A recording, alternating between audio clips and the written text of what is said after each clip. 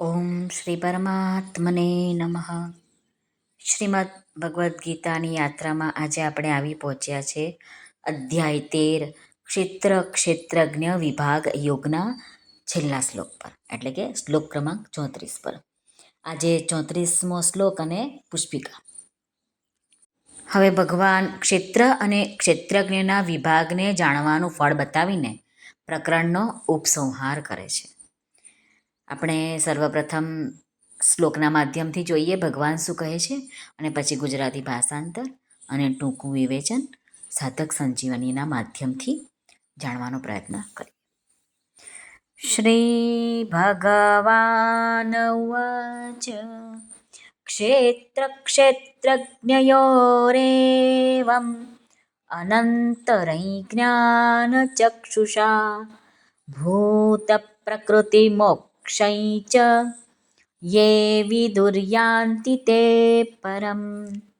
ઓમ તત્સદિતિ શ્રીમદ્ભગવદ્ગીતાસુ ઉપનિષત્સુ બ્રહ્મવિદ્યાયાં યોગશાસ્ત્રે શ્રીકૃષ્ણાર્જુન સંવાદે ક્ષેત્ર ક્ષેત્રજ્ઞ વિભાગ યોગો નામ ત્રયોદશો ધ્યાયઃ.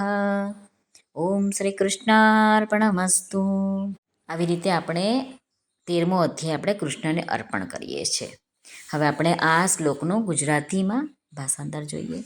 શ્રી ભગવાન અર્જુનને કહે છે, આ પ્રમાણે ક્ષેત્ર અને ક્ષેત્રજ્ઞના ભેદને, એટલે કે ક્ષેત્રને જડ, વિકારી, ક્ષણિક અને નાશવંત જાણવું તથા ક્ષેત્રજ્ઞને નિત્ય, ચેતન, અવિકારી તેમજ અવિનાશી જાણવો એ જ એમના ભેદને જાણવો છે. તથા કાર્ય સહિત પ્રકૃતિથી મુક્ત થવાને જે માણસો જ્ઞાન ચક્ષુ દ્વારા તત્વથી જાણી લે છે એ મહાત્માજનો પરમ બ્રહ્મ પરમાત્માને પ્રાપ્ત થઈ જાય છે. ભગવાને જ્ઞાન માર્ગનો વિવેકનો આરંભ થાય છે ત્યારે શું થાય છે? તો ભગવાન કહે છે કે વિવેકમાં જ બોધ સમાપ્ત થઈ જાય છે. વાસ્તવિક વિવેક થતાં પ્રકૃતિથી સંબંધ વિચ્છેદ થઈને સ્વતઃ સિદ્ધ પરમાત્માની પ્રાપ્તિ થઈ જાય છે. આ જ વાતને અહીં ભગવાને કહી છે. ક્ષેત્ર ક્ષેત્રજ્ઞયોરેવ મનંતરૈ જ્ઞાન ચક્ષુષા. સ્વામી રામ સુખદાસજી મહારાજ કહે છે, સત અસત, નિત્ય અનિત્ય, ક્ષેત્ર ક્ષેત્રજ્ઞને અલગ અલગ જાણવાનું નામ જ્ઞાન ચક્ષુ છે, એટલે કે વિવેક છે. આ ક્ષેત્ર વિકારી છે, તે કદી એકરૂપ રહેતું નથી, તે પ્રતિ ક્ષણે પરિવર્તન થતું રહે છે. એવી કોઈ પણ ક્ષણ નથી જેમાં એ સ્થિર રહેતું હોય. પરંતુ આ ક્ષેત્રમાં રહેવાવાળો, તેને જાણવાવાળો ક્ષેત્રજ્ઞ છે, જે આત્મા છે, તે સદા એકરૂપ રહે છે. ક્ષેત્રજ્ઞમાં પરિવર્તન ન થયું છે, ન થશે ને ન થવાનો. આ રીતે જાણવું, અનુભવ કરવો એને જ જ્ઞાન ચક્ષુ વડે ક્ષેત્ર અને ક્ષેત્રજ્ઞના વિભાગને જાણવું કહે છે. ભૂત પ્રકૃતિ મોક્ષૈ ચ યે વિદુર્યાન્તિ તે પરમ. વાસ્તવિક વિવેક એટલે કે બોધ થતાં ભૂત અને પ્રકૃતિથી, જે પ્રકૃતિના કાર્યથી જે સંબંધ વિચ્છેદ થઈ જાય છે, પ્રકૃતિથી પોતાના જુદાપણાનો બરાબર અનુભવ થતાં સાધક પરમાત્મ તત્વને પ્રાપ્ત થઈ જાય છે. જ્ઞાન માર્ગમાં દેહનું અભિમાન જ મુખ્ય વિઘ્ન છે.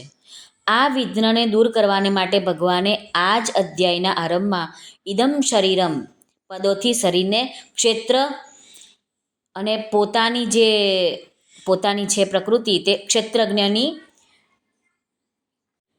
પૃથક્તાનો અનુભવ કરવાને માટે જ કહ્યું. અને બીજા શ્લોકમાં ક્ષેત્ર ક્ષેત્રજ્ઞ યોર જ્ઞાનમ પદથી ક્ષેત્ર અને ક્ષેત્રજ્ઞના જ્ઞાનને વાસ્તવિક જ્ઞાન કહ્યું છે. એ જ વિષયનો ઉપસંહાર કરતા ભગવાન અંતમાં કહે છે કે ક્ષેત્ર અને ક્ષેત્રજ્ઞની પૃથક્તાને સારી રીતે જાણી લેવાથી ક્ષેત્રની સાથે સર્વથા સંબંધ વિચ્છેદ થઈ જાય છે.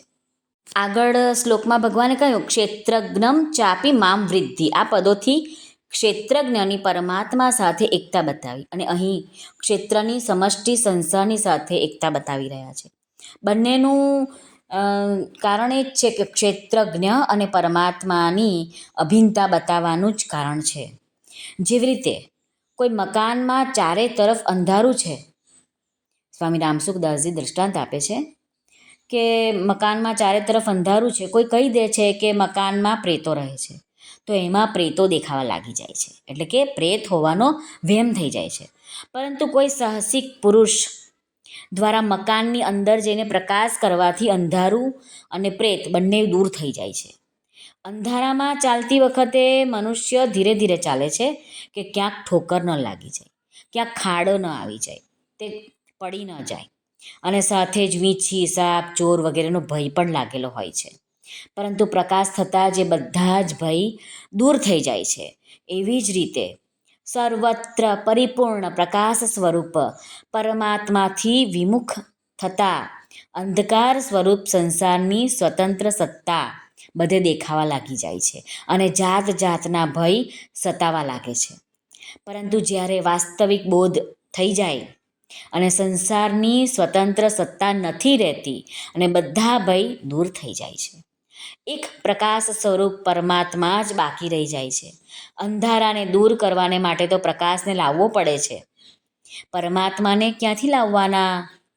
એ તો બધાની અંદર જ પરમાત્મા સમાયેલો જ છે. આપણે એને પ્રગટ કરવાનો છે. બધાના આત્માની અંદર પરમાત્મા બિરાજમાન છે. એ તો બધા સ્થળ, કાળ, વસ્તુ, વ્યક્તિ, પરિસ્થિતિ, ઘટના વગેરેમાં જેમ છે ને તેમ પરિપૂર્ણ છે. એટલા માટે સંસારથી સંબંધ વિચ્છેદ થતાં એનો અનુભવ પોતાની જાતે જ થઈ જાય છે. આપણી અંદર જ પરમાત્મા સમાયેલો છે, પણ આપણે એને બહાર શોધીએ છીએ. ભગવાન આના વિવેકનું નામ જ ક્ષેત્રજ્ઞ વિભાગનું જ્ઞાન કહ્યું છે. જે મનુષ્ય, જે સાધકો આ વિવેકને, ક્ષેત્ર અને ક્ષેત્રજ્ઞના વિભાગને સારી રીતે જાણી લે છે અને પ્રકૃતિ તથા એના કાર્ય એટલે શરીરને સ્વયંથી સર્વથા અલગ અનુભવ કરીને તેઓ પરમાત્માને પ્રાપ્ત થઈ જાય છે. તેમની દૃષ્ટિમાં એક ચિન્મય તત્વ સિવાય કશું જ રહેતું નથી. ભગવાને મદભાવો યોપપદ્યતે પદથી સગુણની પ્રાપ્તિ બતાવી છે અને અહીં એ વિદુર્યાંતિ તે પરમ આ પદોથી નિર્ગુણની પ્રાપ્તિ બતાવી છે. વાસ્તવમાં મદભાવ અને પરમની પ્રાપ્તિ એક જ છે. આ રીતે ઓમ તત્સત આ ભગવાનના નામોના ઉચ્ચારણપૂર્વક બ્રહ્મવિદ્યા અને યોગશાસ્ત્રમય શ્રીમદ ભગવદ્ ગીતા ઉપનિષદરૂપી શ્રી કૃષ્ણ અર્જુન સંવાદમાં ક્ષેત્રજ્ઞ વિભાગ યોગ નામનો 13મો અધ્યાય પૂરો થયો. શ્રી કૃષ્ણાર્પણમસ્તુ. ઓમ હરયે નમઃ. હરયે નમઃ. હરયે નમઃ. યોગેશં સચ્ચિદાનંદં વાસુદેવં વ્રજપ્રિયં ધર્મસંસ્થાપકં વીરં કૃષ્ણં વંદે જગદ્ગુરું. શ્રી કૃષ્ણં વંદે જગદ્ગુરું. આમ આપણે એક એક શ્લોક કરતાં કરતાં અધ્યાય 13 પણ પૂરો થઈ ગયો. હવે બીજા વિડીયોમાં આપણે અધ્યાય 14 વિશે માહિતી મેળવીશું.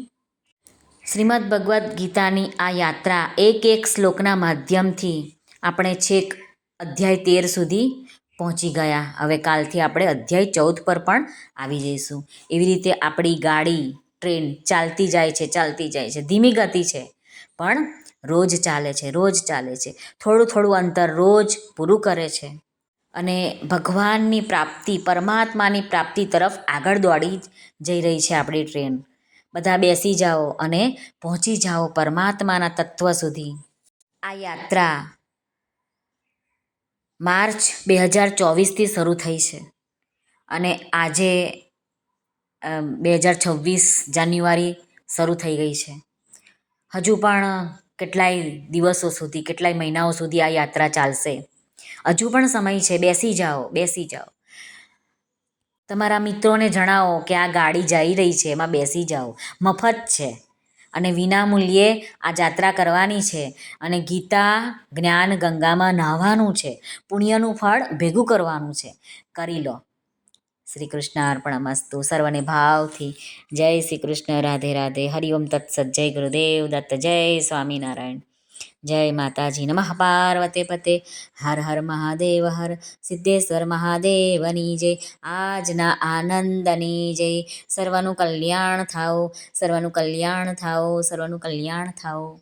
જો આપને આ વિડીયો પસંદ આવ્યો હોય તો આ ચેનલ ધાર્મિકને લાઇક, શેર અને સબસ્ક્રાઈબ જરૂરથી કરશો, જેથી આવનારા દરરોજના શ્લોક ગીતાના તમારા સુધી તરત પહોંચી શકે. આપ સર્વનો ખૂબ ખૂબ ધન્યવાદ. આભાર.